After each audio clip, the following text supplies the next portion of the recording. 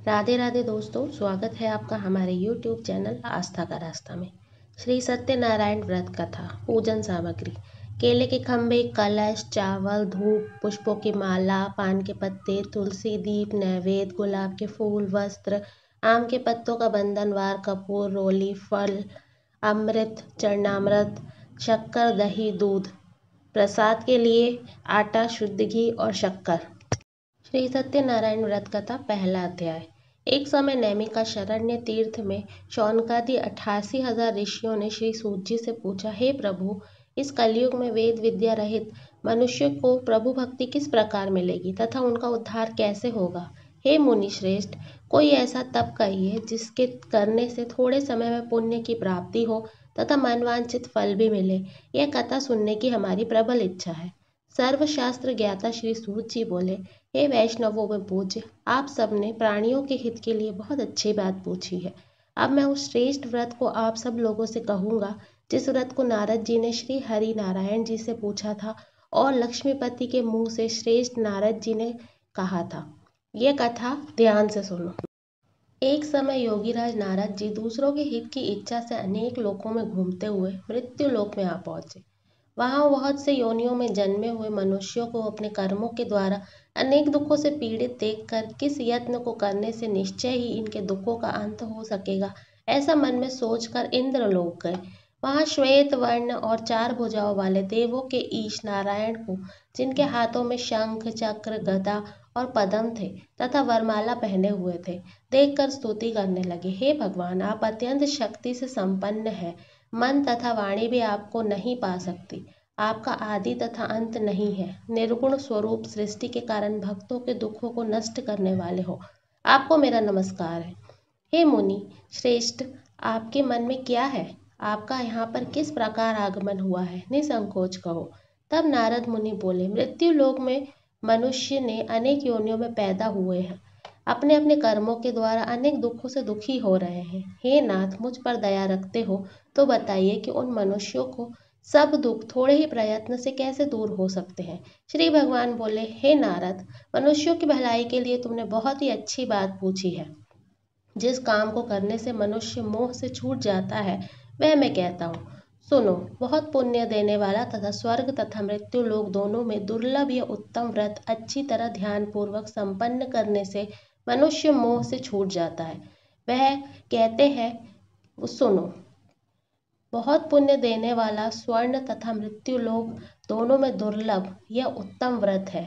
आज मैं प्रेमवश होकर तुमसे ये कहता हूँ, श्री सत्यनारायण भगवान का यह व्रत अच्छी तरह विधान पूर्वक संपन्न करके मनुष्य तुरंत ही यहाँ के सुख भोग कर मरने पर मोक्ष को प्राप्त होता है। श्री भगवान के वचन सुनकर नारद मुनि बोले कि उस व्रत के फल से क्या है? उस व्रत का फल क्या है? क्या विधान है? किसने ये व्रत किया है और किस दिन इस व्रत को करना चाहिए? हे भगवान, मुझे विस्तार से कहो। भगवान बोले, दुख शोक आदि को दूर करने वाला यह व्रत सब स्थानों पर विजयी करने वाला है। भक्ति और श्रद्धा के साथ किसी भी दिन मनुष्य श्री सत्यनारायण भगवान का शाम के समय ब्राह्मणों और बंधु बांधवों के साथ धर्म परायण होकर पूजा करे। भक्ति भाव से नैवेद्य, केले का फल, दूध, दही, घी, गेहूं का चूर्ण सवाया लेवे। गेहूं के अभाव में साठी का चूर्ण, शक्कर अथवा गुड़ भी ले सकता है। भक्ति भाव से भगवान का स्मरण करता हुआ समय व्यतीत करे।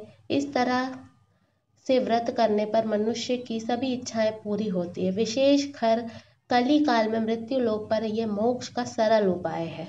इति श्री सत्यनारायण व्रत कथा प्रथम अध्याय संपूर्ण। द्वितीय अध्याय। सूत जी बोले, हे ऋषियों, जिसने पहले इस व्रत को करा है उनका इतिहास कहता हूँ, ध्यान से सुनो। सुंदर काशीपुरी नगरी में एक अत्यंत निर्धन ब्राह्मण रहता था। वह भूख और प्यास से बेचैन हुआ पृथ्वी पर घूमता था।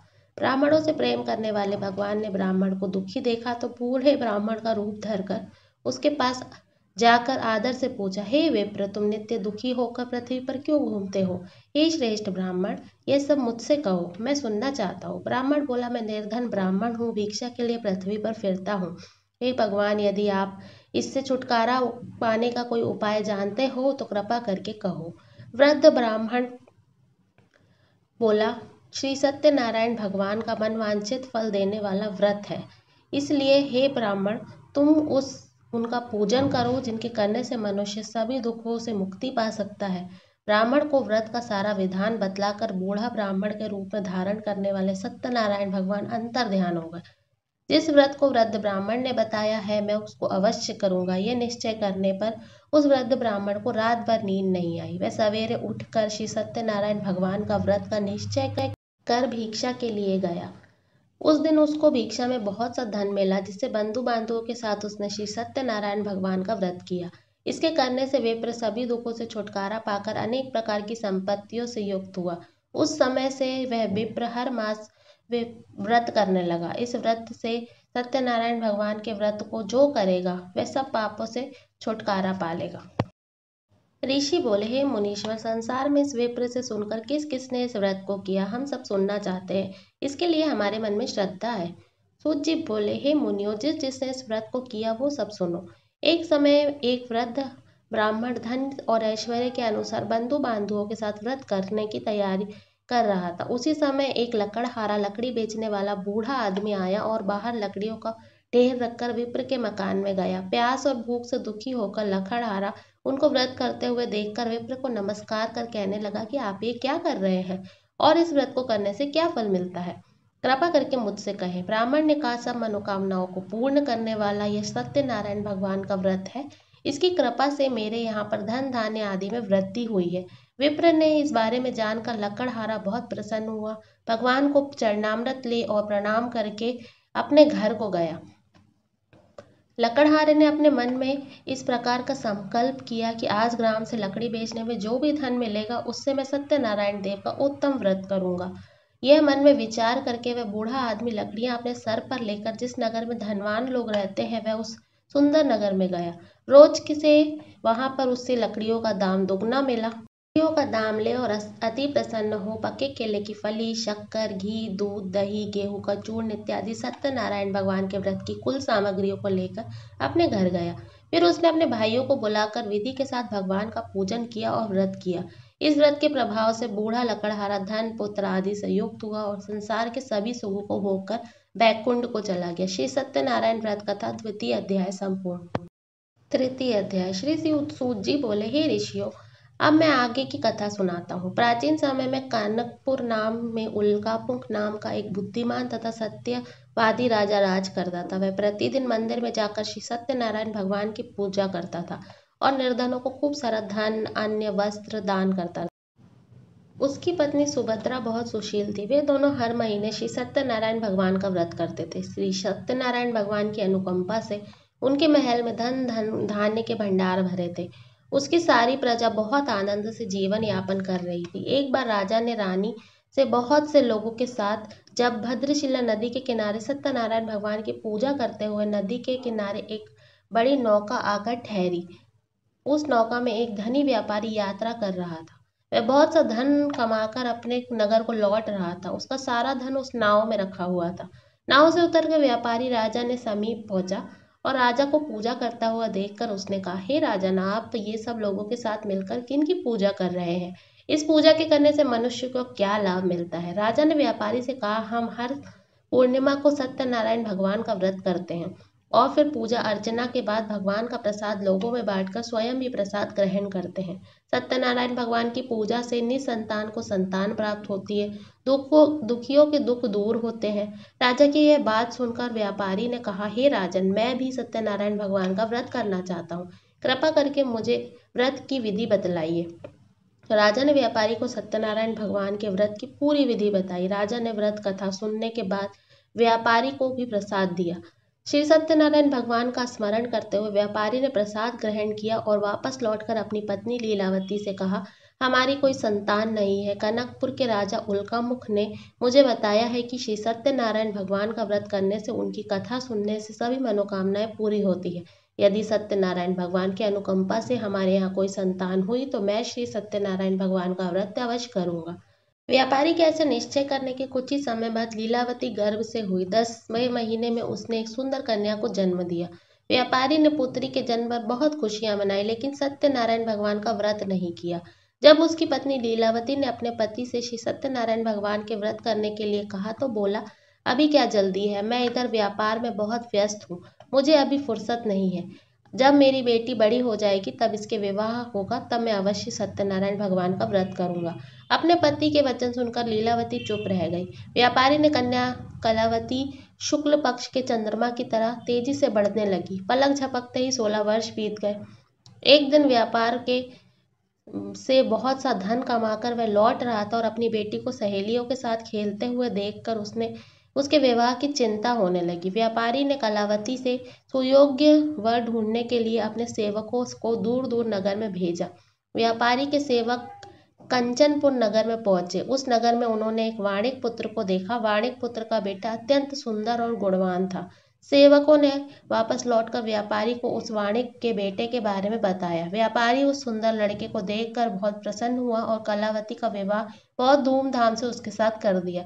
दहेज में उसने वाणिक पुत्र को बहुत सा धन दिया। कलावती ने का विवाह भी हो गया, लेकिन व्यापारी ने श्री सत्यनारायण भगवान का व्रत नहीं किया। लीलावती ने अपने पति से कहा, नाथ, आपने कलावती के विवाह पर भी श्री सत्यनारायण भगवान का व्रत करने का निश्चय किया था, अब तो आपको उसका व्रत कर लेना चाहिए। पत्नी की बात सुनकर व्यापारी ने कहा, अभी तो मैं अपने दामाद के साथ व्यापार के लिए जा रहा हूँ। व्यापार से लौटते ही श्री सत्यनारायण भगवान का व्रत पूजा करूंगा। वह कहकर व्यापारी ने कई नावों में सामान भरा और अपने दामाद तथा सेवकों के साथ व्यापार के लिए निकल पड़ा। उस व्यापारी द्वारा बार बार व्रत का निश्चय करने पर और फिर व्रत न करने पर सत्यनारायण भगवान क्रोधित हो गए और व्यापारी को दंड देने के लिए निश्चय किया।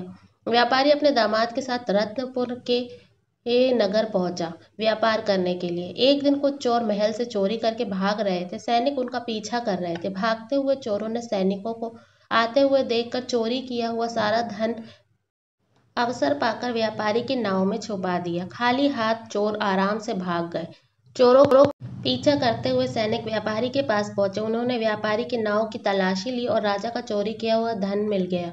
तब सैनिक व्यापारी को उनके दामाद को बंदी बनाकर राजा के पास ले गए। राजा ने उन दोनों को बंदी गृह में डाल दिया और उनका सारा धन ले लिया। श्री सत्यनारायण भगवान के प्रकोप से उधर लीलावती भी मुसीबतों से घिर गई। उसके घर में चोरी हो गई। जो धन रखा हुआ था वह सब चोर चुरा के ले गए। घर में खाने को अन्न तक नहीं बचा। भूख और प्यास से व्याकुल हो व्यापारी की बेटी कलावती एक ब्राह्मण के घर गई। उस ब्राह्मण के घर में श्री सत्यनारायण भगवान की व्रत होते हुए देखकर उसने भी वहां बैठकर कथा सुनी और प्रसाद लिया। घर लौटकर कलावती ने अपनी माँ लीलावती से सारी बात बताई। कलावती ने श्री सत्यनारायण भगवान के कथा की बात सुनकर लीलावती ने व्रत करने का निश्चय किया। अगले दिन लीलावती ने अपने परिवार और आसपास के लोगों के साथ श्री सत्यनारायण भगवान की पूजा करी। पूजा के बाद उसको सबको प्रसाद बांटा और स्वयं भी प्रसाद ग्रहण किया। लीलावती ने अपने पति और दामाद के घर लौट आने की प्रार्थना श्री सत्यनारायण भगवान से करी। लीलावती की विधि पूर्वक व्रत करने के और प्रसाद ग्रहण करने से श्री सत्यनारायण भगवान प्रसन्न हो गए और उसकी मनोकामना पूरी कर दी। उन्होंने राजा चंद्रकेतु को स्वप्न में दर्शन दिए और कहा, हे राजन, व्यापारी और उसका दामाद बिल्कुल निर्दोष है। सुबह उठते ही दोनों को मुक्त कर दो। उन दोनों का सारा धन वापस लौटा दो। यदि तुमने ऐसा नहीं किया तो मैं तुम्हारा सारा राज्य नष्ट कर दूंगा। इतना कहकर श्री सत्यनारायण भगवान अंतर ध्यान हो गए। प्रातः राजा चंद्रकेतु ने अपना स्वप्न सभा में सुनाया और तुरंत उस व्यापारी और दामाद को छोड़ दिया। उनका सारा धन भी वापस कर दिया। जिस प्रकार श्री सत्यनारायण भगवान की अनुकंपा से व्यापारी और उसके दामाद दोनों को खुशी मिली, वे अपने घर को चले गए। सत्यनारायण व्रत कथा तृतीय अध्याय संपूर्ण। चतुर्थ अध्याय। श्री सूत जी बोले, व्यापारी ने मंगलाचार करके अपने दामाद के साथ यात्रा प्रारंभ करी। लंबी यात्रा के बाद व्यापारी एक नगर के किनारे नाव को रोककर भोजन करने के लिए बैठ गए। दोनों विश्राम करने लगे। तभी सत्यनारायण भगवान साधु का रूप धर के व्यापारी के पास पहुंचे और पूछे, हे वाणिक, तेरी नाव में क्या है? व्यापारी ने मन ही मन में सोचा, डांडी साधु अवश्य कुछ मांगने की इच्छा लेकर आया है। यह सोचकर व्यापारी ने झूठ बोल दिया, हे डांडी स्वामी, मेरी नाव में तो बेलपत्र भरे हुए हैं। व्यापारी के झूठ वचन सुनकर सत्यनारायण भगवान क्रोधित हुए और कहा, वैश्य, तुमने जो कहा है तुम्हारा वचन सत्य हो। इतना कहकर सत्यनारायण भगवान कुछ दूर जाकर अंतर ध्यान हो गए। जब व्यापारी ने अपनी नाव में बेलपत्रे भरे हुए देखे तो वह जोर जोर से विलाप करने लगा और मन ही मन अपने झूठ बोलने का पश्चाताप करने लगा। रोते रोते मूर्छित हो गया। मूर्छा खुलने पर उसके दामाद ने कहा कि आप दुखी मत होइए, यह सब डांडी के श्राप के कारण हुआ है। अतः वही डांडी महाराज हमें इस विपत्ति से छुटकारा दिला सकते हैं। दामाद के ऐसे वचन सुनकर व्यापारी डांडी साधु के तलाश करने के लिए गया। कुछ दूर ढूंढने पर उसे वृक्ष के नीचे डांडी साधु सत्यनारायण भगवान मिले। व्यापारी ने डांडी साधु के चरणों पर गिरकर झूठ बोलने की क्षमा मांगी। डांडी स्वरूप सत्यनारायण भगवान बोले, हे वाणिक पुत्र, तेरे बार बार झूठ बोलने के कारण ही मैंने तुझे इतना बड़ा दंड दिया है। तूने बार बार सत्यनारायण भगवान अर्थात मेरी पूजा करने के लिए ये कहा, लेकिन कभी पूजा नहीं करी। व्यापारी ने तब हाथ जोड़कर कहा, हे भगवान, आप तो दीन दुखियों के कष्ट दूर करने वाले हो, आपकी मनोकामनाएं पूरी करते हैं, सभी की मनोकामना पूरी करते हैं। मेरी भी गलती को क्षमा कर दीजिए। आपके रूप को तो स्वयं ब्रह्मा भी नहीं जान पाए, फिर मैं भला इतना अज्ञानी कैसे आपकी लीला समझ सकता हूँ। अब मैं जीवन में कभी झूठ नहीं बोलूंगा, सदैव सत्यनारायण भगवान का व्रत करूंगा और पूजा करूंगा। आप मुझ पर अनुकंपा करो। व्यापारी की क्षमा याचना सुनकर डांडू साधु ने उनको क्षमा कर दिया। उसी समय व्यापारी ने नाव में भरे हुए बेलपत्रे धन में बदल गए। व्यापारी ने अपने सेवकों के साथ अगले ही दिन सत्यनारायण भगवान का व्रत किया और उनकी पूजा की, सबको प्रसाद वितरित किया, स्वयं भी प्रसाद ग्रहण किया। उसके बाद व्यापारी ने अपने नगर की ओर प्रस्थान किया। अपने नगर के करीब पहुंचकर व्यापारी ने एक सेवक को अपने घर भेजा और सेवक को उनके घर पहुंचकर लीलावती को सूचित किया। उस समय लीलावती और कलावती दोनों सत्यनारायण भगवान की पूजा कर रही थी। पति और दामाद के लौट आने का समाचार सुनकर लीलावती ने पूरी पूजा करके प्रसाद ग्रहण किया और बाद में कलावती से कहा, बेटी, मैं नदी किनारे जा रही हूँ, तू घर का काम करके जल्दी आ जाना। ये कहकर लीलावती नदी की ओर चल पड़ी, परंतु कलावती पति से मिलने की खुशी में प्रसाद ग्रहण किए बिना घर से निकल गई। नदी किनारे जा पहुंची।